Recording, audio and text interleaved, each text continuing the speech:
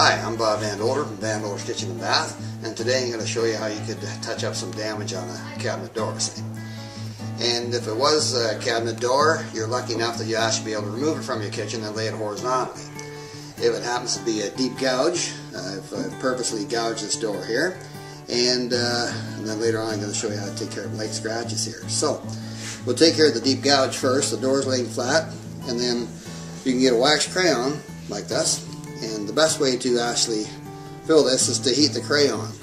If you had vertical damage on the side of your cabinet, you'd have to basically just warm this up and eventually work it in, but it's easy now that it's horizontal just to add some heat to this and let that wax drip into the gouge.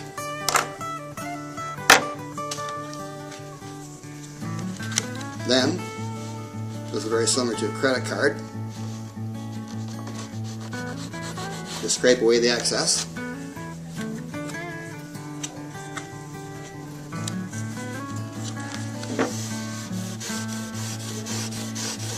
And you can also wrap your scraper with a, well, the worst material you could use here is a terry cloth, but you need a tight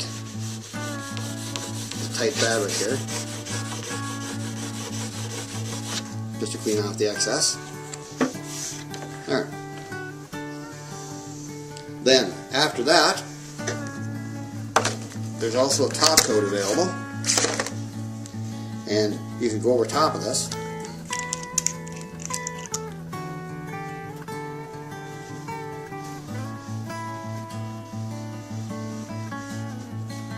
And just feather that out a little bit. Now that's sealed, and next time you're cleaning you won't be pulling the crayon out of the film. And that's how to take care of a deep mark in your door. The other marker that we supply with our kitchens is a pump marker with a felt tip. You should always give that a shake. Pump markers work good for light scratches, you know, at the ends of doors, tops of door fronts, and here, if it's really not deep enough to warrant putting in the crayon,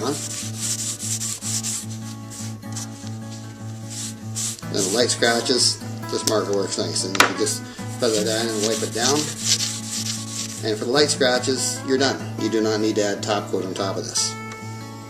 And now you know how to take care of a damaged door. Thank you.